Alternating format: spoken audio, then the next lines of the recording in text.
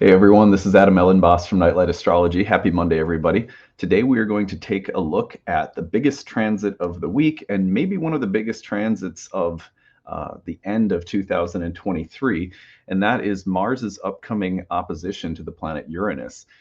There are several reasons why this is, in addition to already being a really powerful transit and often a difficult one, let's be honest. There are several other reasons why this transit is going to be powerful, and we're going to cover those things today, in addition to reminding ourselves a little bit about Mars and Uranus as an archetypal combination. I will be doing a separate video going more in depth into the combination of Mars and Uranus. Today is sort of just setting us up with some of the astrological context that is going to make this Mars-Uranus transit all the more dynamic and powerful. So kind of a big picture video today. We'll go more into the archetypal combination as the week rolls on. Before we get into it, as always, don't forget to like and subscribe. Share your comments and reflections in the comment section. We'd love to hear from you guys. Transcripts of any of my daily talks can be found on the website, nightlightastrology.com. Now, if you go over to the website, you're going to find that we are in the midst of enrollment season, which is coming up. We start our new first-year course, Ancient Astrology for the Modern Mystic, on November 18th. So it is close at hand now. This course is a one-year program in ancient Hellenistic astrology, and it is 30 courses on the year. They're all held via webinar, but if you cannot attend live, everything's hosted on a class website where you can watch or download all of the content to any of your devices. We also have guest lectures that come in. Between our major units of study, there's optional study group sessions led by our staff. We have staff in a forum discussion online, so you can ask questions year-round. You can email me at any time. There is a workbook and bonus material and optional reading outside of class. So it's designed for people who want to go professional, but also for people who are just doing it because it's your hobby. Kind of meets you wherever you're at in terms of your intentions with the course. You can go as deeply as you want to. There's a certification exam at the end if you'd like to take it. Most of our students who go professional will take years 1, 2, and often 3. We have 3 full years, and then we also have a horary program. So you can check out the other courses if you want to sort of see the total package. At any rate, at the bottom, you'll find the early bird payment saves you $500 off. There's a payment plan that lets you spread the tuition out over a year, and then need-based tuition assistance. We do have spots left, so if you would like to take the program but need a little bit of help financially because your life situation is such that it would be spreading yourself too thin to pay for our normal price point. We understand that some people have unique situations. Not everyone is in the same spot financially, so we try to have some flexibility so that nobody gets priced out, especially people who really want to study. So if that's you and you could use a little bit of help to make it happen, please do use the tuition assistance. We have spots left and we'd love to give one to you. All right, well, let's take a look at the real-time clock, because the real-time clock has a story to tell this week. Here we go. I'm going to put it up so that we can. I'm going to have it on the screen. I'm going to put it up for Monday, which is today, and get my Epic pen. And I'm going to highlight Mars and the situation that Mars finds itself in as we start the week. You're going to be feeling this transit as the week goes on. Mars is making an opposition to Uranus across the Scorpio-Taurus axis. Mars is, of course, in its own rulership. And as the week goes on, we'll watch as that transit perfects. So you're going to see that the transit by Friday, it's only a degree off. We're coming into the dark moon around that time. And then the transit perfects over the weekend by Sunday, November 12th. And then we have a new moon coming through. Here we go. So the new moon comes through. Move my drawing a little bit. Here's the new moon in Scorpio. And at that new moon will also be opposing Uranus, and Mars will be just separating from Uranus, and that is by Monday. So the end of this week is, one of the most powerful signatures here in, say, the second half of 2023. especially because that Mars-Uranus opposition is coming at the time of a new moon. So we're going to explore what makes this such a potent transit today, just as a way of giving ourselves the context to understand why this one's going to be a little extra. So why Mars opposite Uranus is a really big deal right now. First of all, let's just say that this transit is almost always a big deal. That is because you have the god of war, will, force, violence, aggression, but also perseverance, courage, and action. Broadly speaking, Mars just represents taking action. And you're putting it against the god of liberation, awakening, rebelliousness, defiance, sudden, erratic, unexpected twists of fate. And when you put those two opposite one another, you have always in oppositions the potential for polarization. And now you have the chance for the polarization of two planets that, when put together, can lead to some sort of violent, erratic outbursts, some rebellious, aggressive, war-waging behavior. You can have the need for breakthroughs, but also something like a tear, a rip, and burnt bridges. You can have hostility and actions that lead to sudden, unexpected outbursts that are, confrontational and and again, like the word violent comes to mind. So not an easy transit. This is a transit that you associate Mars opposite Uranus, for example, with moments of electrifying athletic performances, but also it's that moment, as a Vikings fan, I'm all too aware of, with the quarterback of our team, Kirk Cousins, recently tearing his Achilles. That sudden rupture, that sudden tear of a ligament or joint or something like that, or a ligament or tendon or something like that. So this is also, for example, it's the kind of thing where a kid tries to do one too many tricks on his skateboard and, breaks his leg or something. I hate to even put that out there, but it is the kind of combination that will also be associated with things, broadly speaking, like revolutionary wars, wars of emancipation and independence, moments where you need to break free, assert force and will as a matter of, defiant opposition and the need for freedom and independence, even if you have to assert yourself or fight someone or move through some kind of oppositional tension, is there. That's a big part of this transit. So before we get to any of the additional contextual factors that make this particular Mars-Uranus opposition more intense, you have to remember, we all have to remember, that this is already a super intense transit. You could circle this one on the calendar whenever it comes around. Even the squares are pretty intense, but you just know when Mars opposes Uranus, it's more of that traditional, kind of ominous version of the Tower card in the tarot. You have the sudden destruction of established habits, behaviors, traditions, relationships, and structures coming suddenly, violently, sort of severing things in a somewhat erratic and sometimes unpredictable way. It's very reactionary. It's easy to get fired up and to go way past, the middle space, the middle path. Easy to get thrown into extremes, and easy to be triggered into some kind of it almost can feel like someone is trying to take something from you and you have to fight. You can perceive people as an oppressor, whether they are or aren't. And sometimes they really will be, and you'll find yourself in some kind of struggle for independence, freedom, dignity.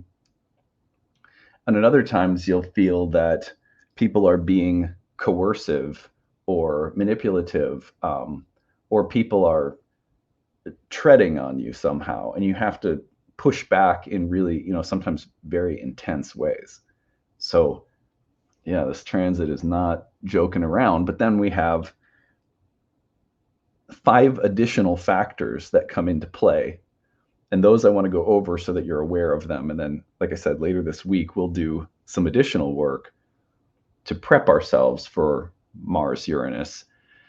I'll have some stories and examples that can help us deepen into this combination. So, but I wanted to at least kind of prime the pump today. Like, okay, let's remember what we're talking about. This is Mars-Uranus.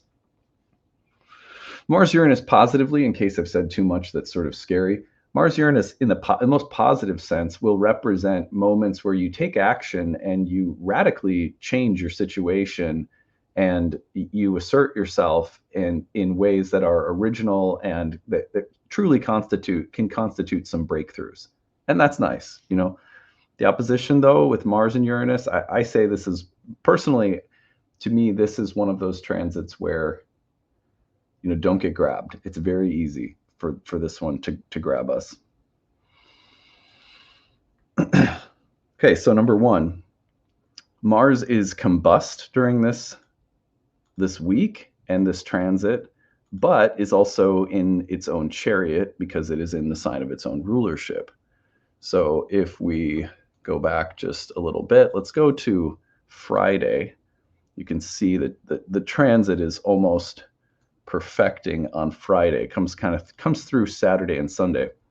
But notice right here we go.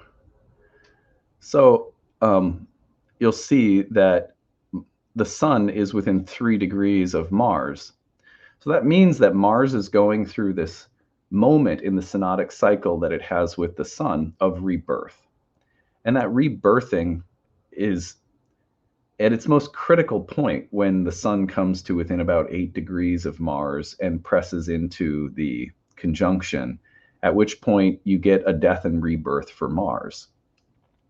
A Martian death and rebirth can feel like ineffectiveness followed by a return of being effective. It can be about strength and weakness. It can be about anger and karmic issues that move in cycles in our lives relative to anger, will, force, aggression, and our relationship with that archetype in general. So you're thinking about a very critical moment of death and rebirth for the Mars principle in our lives, in some area of our lives, by virtue of the whole sign house of Scorpio. Then what you're working with additionally is you're taking that death and rebirth of Mars and you're saying it's happening right as Mars is opposing Uranus.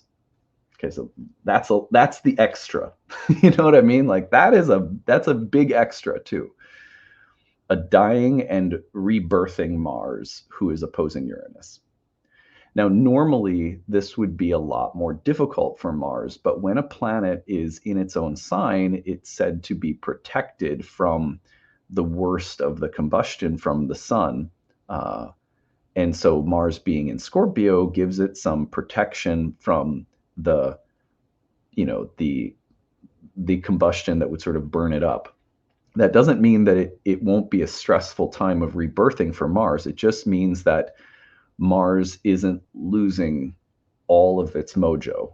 And that's good. We don't want a Mars that is it's nice to have Mars in a position of strength because that it gives us some endurance. I would say if you translate it into our everyday lives, what does that mean? It means we're going to have some endurance, some staying power. There's a dignity to Mars that can help us get through this with a little bit more tact. That doesn't mean it won't be difficult. It doesn't mean that some very untactful things might be, not be said or done. It's just a little buffer. You can think about it like that and see if you can notice the buffer too. I think that's a good test of our astrological development is notice what little silver linings or what grace or what room between thoughts or actions is there for you in the next week or so. And that will give you a little experiential taste of what it means to be in its own chariot, even though it's combust. Some people say that Mars is such a hot planet that the combustion isn't as bad for Mars. I've never personally witnessed that. I haven't like observed that myself. I've found that combustions of Mars are like combustions of other planets. They constitute a reset moment that can be pretty intense. But this one, you know, it's nice to see Mars has some dignity. Okay, well, part number 2 is that we have a new moon coming through, and that new moon is opposite Uranus within, you know, about half a degree, while Mars is just separating from Uranus within a degree. So the new moon is conjoined with Mars in less than 2 degrees, opposite Uranus within half a degree, and Mars is separating from Uranus within a degree. Which means the other reason that this Mars opposite Uranus moment is so intense is that it takes part in the seeding of an entire cycle to come. Now, I know that Mars is going to move on and move into Sagittarius, and Mars isn't going to be opposing Uranus for very much longer, and we can count on that. You know, it's not going to be as intense as Mars actually opposing Uranus for the next month, starting with this new moon. But the seed and the quality and the context of the new moon moment is carried forth throughout the duration of the cycle. So if you look and watch what Mars is going to do as the cycle goes forward, it's pretty interesting.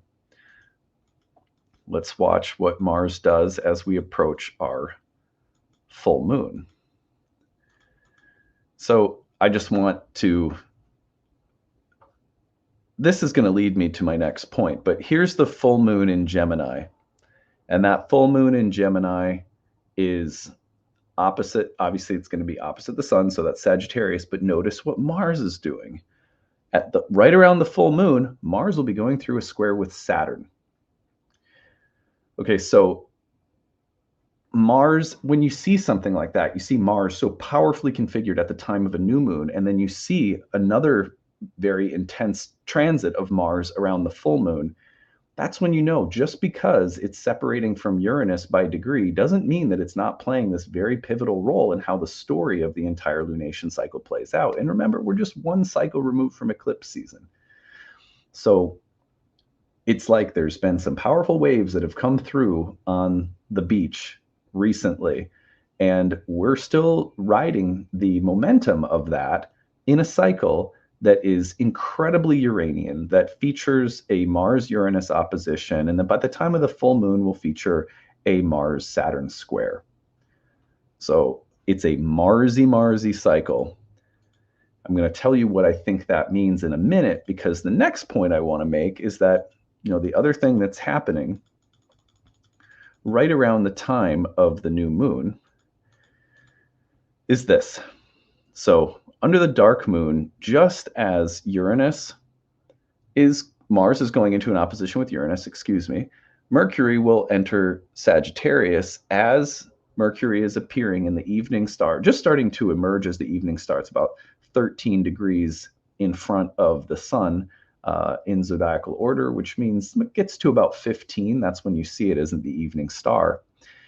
And as soon as it enters Sagittarius, it is squaring Saturn in Pisces. So now you have a debilitated Mercury in Jupiter's sign, squaring Saturn, who's just turned direct, in Jupiter's sign. What could that mean, right? Well, look at context is everything. Mercury square Saturn tends to be a little, at its worst, it tends to be a little rigid in its thinking.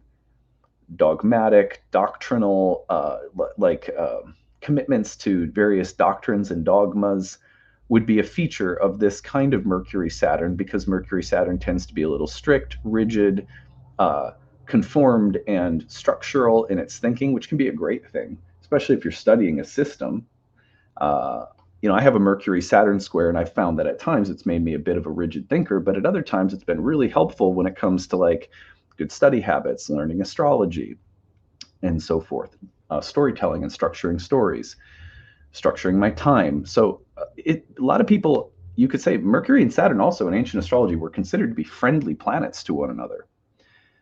They had a lot in common in terms of the kind of hermetic contemplative lifestyle. So Mercury Saturn is not the worst thing in the world alone. Context, again, is everything. They're both in Jupiter-ruled signs. Mercury doesn't do so well in a Jupiter-ruled sign. It's coming together as Mars is opposing Uranus. So what would the context tell us about this? It is possible that we have fanatical thinking along with erratic acts of violence. That's the thing we have to be careful of. Now, that could translate, obviously, like we could see something in the news, but I'm not talking about that. I'm talking about, you know me, all of my content is driven at what we might be experiencing personally. But of course, you could see this in the collective. It would not be a surprise. Mercury square Saturn with 2 Jupiter-ruled signs, fire and water, you get the kind of mental and emotional combativeness and dogmatic, fiery, fundamentalist potential, which is amplified by Mars's opposition to Uranus, where you could get kind of erratic, rebellious, defiant behavior. My way or the highway, get out of my way. What I believe is true, truer than anyone else. You have the potential for rigid, intense, dogmatic, like cocksure, self-righteous thinking, along with defiant and conflict-oriented, sort of belligerent and erratic behavior from Mars and Uranus. That's why this is so extra. That's why I've used that word. Someone used that in one of our classes lately, and I'm like, oh, I like that. That's fun. This is extra.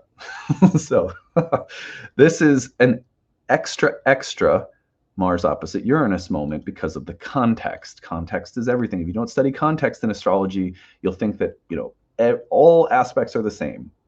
So what house is it landing in your birth chart? And there's only so much we can do with context when giving sort of personal, but in a way mundane reports, because it's for everyone out there listening. But these pieces of context are really important. Now, Mars will be Cazimi just a few days later. So we have the new moon that comes through around the 13th. And then by the 18th, we get Mars at the heart of the sun. This, I think, will bring a little bit of lift. And the reason it brings a lift is because it's a rebirthing moment for Mars. That should be, I think we'll start to see some of these energies, the intensity of them subside, in other words, by, I would say, probably around the 18th, maybe just a little bit after that. I also love that right around that time and throughout the month, we also have trines to Neptune that are taking place. Now, trines to Neptune, like if you back this up a little bit and you say, okay, well, the new moon is moving into a trine with Neptune. Mars is opposing Uranus, but moving into a trine with Neptune. You can see that here, by the way. This could only serve to amplify the sort of delusional fantasy romanticizing of really extreme ideas and actions. And that's true, it could. It could provide people with all the Kool-Aid they need to be extra super erratic and confrontational and violent and dogmatic and stuff like that. On the other hand, I think that one of the positive things about a trine is that it tends to bring out soft, helpful dynamics between the planets involved. Neptune and Pisces, you feel like could soften things a little bit, could offer a softening, gentling, emotionally sensitive kind of responsiveness that cools or eases things. In addition to Mars being in its own chariot, this to me is a little bit of a sign of something tempering extremes. So watch for Neptune to be like a cooling, balm or salve that's there in the mix of everything else throughout this kind of middle portion of November. All right, that's what I've got for today. I hope that this context is helpful. I hope that you can now go, oh, okay, we've got a big Mars, we've got a big new moon coming up in Scorpio with a, what to speak of a Scorpio new moon, which itself will tend to bring up some pretty deep and, emotions that are not easy to work with, especially in the space, like what we have to confront, what we have to look at, the feeling of being pushed to look at things or do things or work with things that are a little heavy. That's a hallmark of a Scorpio new moon. We do it every year. But when you got the opposition with Uranus, there's more provocation in, kind of in the psychic air. So it's interesting to see everything else alongside of it. Yeah, I think we're going to, like I said, we're going to take some time to look at the Uranus Mars signature so that we feel prepared for working with that at a little deeper level. And hopefully today was just a good setup. This week, I've also got a really fun interview with a past life regression therapist and a little talk about what ancient astrologers had to say about past lives. That's kind of a fun episode that I did that'll be thrown in this week, but we have a lot to look at, so we'll be making sure we take more time for Mars-Uranus in particular. All right, that's it. I hope you guys are having a great start to your week. We will see you again soon. Bye.